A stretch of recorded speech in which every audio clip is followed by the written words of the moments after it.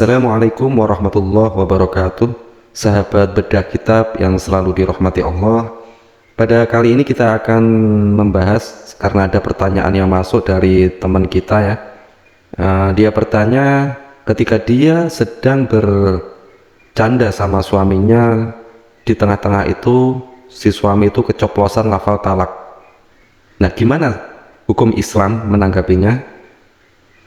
Sebelum kita menjawab lebih detailnya lagi, akan saya bacakan ya pertanyaannya agar kita semua tahu kronologisnya seperti apa.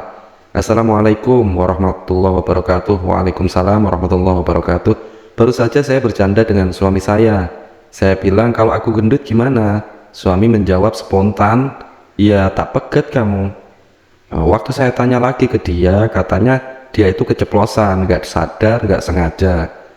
Dia bertanya apakah itu termasuk talak. Sebelum saya jawab, saya pengen ingatkan ya bahwa sesuatu yang berkaitan dengan talak itu sangat krusial, nggak boleh dibuat main-main, karena kalau kita nggak hati-hati ya talak pasti akan jatuh, sementara kita kadang tidak sadar ataupun tidak mengetahuinya. Ini kan sangat berbahaya, karena otomatis kalau talak udah jatuh, segala sesuatu yang sebelumnya halal dilakukan oleh suami istri kan menjadi haram, cuma gara-gara keteledoran kita. Nah, dalam hal kasus ini si suaminya menjawab pertanyaan istrinya tadi, ya saya talak. Ini kata-katanya kalau dalam bahasa fikih termasuk kata-kata yang sharih atau jelas, bukan memakai kata-kata yang kinayah atau sindiran, karena si suami tersebut menggunakan kata talak, saya talak gitu. Contoh kata-kata yang kinayah itu gimana? Berbeda kalau dengan halnya dengan kata-kata yang kinayah. Yang kinayah itu seperti sementara kita pisah dulu ya, atau kita sendiri-sendiri dulu ya, aku nggak mau lagi nulisin hubungan ini. Nah, itu kan termasuk kata-kata yang kinayah, kata-kata yang sindiran. Di situ tidak ada kata-kata secara jelas mentalak, tapi kata-kata itu menuju ke talak. Nah, ada perbedaan antara kata-kata yang sorry, yang jelas dengan menggunakan kata-kata talak, dan antara kata-kata kinayah yang cuma sebagai sindiran saja. Kalau kata-katanya itu sorry, yaitu menggunakan kata talak, maka talak akan jatuh tanpa harus ada niat. Misal sembali bergurau, keceplosan, itu sudah memenuhi syarat akan jatuhnya tolak. Tapi dalam kasus ini karena si istri tadi bilang kalau saya gendut, maka ini di sini termasuk kategori talak yang mu'alak atau talak taklek. Talak taklek itu apa? Yaitu dalam sebuah kitab sudah dijelaskan, di sini mau saya bacakan. At-talaqul mu'allaq huwa ma rattaba wuqu'uhu ala husuli amrin fil mustaqbal ila akhirih. Yaitu talak yang digantungkan terjadinya pada suatu perkara di masa yang mendatang.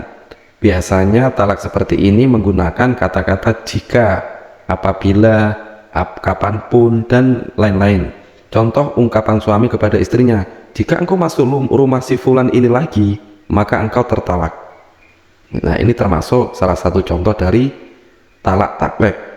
Maka melihat dari keterangan tersebut, ini sudah termasuk talak taklek dalam kasus ini, dan talak akan jatuh jika si istri nantinya benar-benar menjadi gendut. Kalau talak itu diucapkan sambil bergurau gimana? Atau si suami cuma bercanda dan keceplosan? Sudah dijelaskan dalam kitab I'anatul Thalibin karangan Sayyid Abu Bakar Syato halaman 8 jilid 4. Bisa disimak. Di situ dijelaskan talak juga jatuh dengan ungkapan senda gurau atau bercanda selama hal itu disengaja mengucapkannya meskipun tidak disengaja maknanya. Jadi intinya talak tersebut sudah jatuh karena si suami sudah sengaja mengucapkannya meskipun si suami tersebut tidak sengaja mentalaknya. Itu termasuk sudah jatuh karena ini merupakan talak yang sorry tadi, pakai lafal-lafal yang sorry gitu. Nah, sekarang apabila terjadi masalahnya ke depan seperti ini, masalahnya jika suami istri lupa gimana? Jika suami atau istri nanti lupa, misalnya jatuhnya persyaratan talak di sini kan istri gendut, kebetulan istri akhirnya akan menjadi gendut setelah masa yang lama, dan suami istri itu udah lupa akan kejadian percakapan ini, itu gimana masalahnya? Nah, seperti dalam kitab I'anatul Thalibin pada bawahnya, keterangan bawahnya lagi itu disebutkan yajuzu ta'liqut talaq kal 'idqi bi syuruti wa la yajuzu ruju' fihi qabla wujudi sifat ila akhirih. Diperbolehkan mentaklik talaknya sebagaimana hukum taklik dalam memerdekakan budak, tentunya dengan sejumlah persyaratan. Namun talak taklik tidak boleh dirujuk sebelum sifat yang digambarkan belum ada atau perkara yang disyaratkan belum terjadi. Itu tidak boleh rujuk.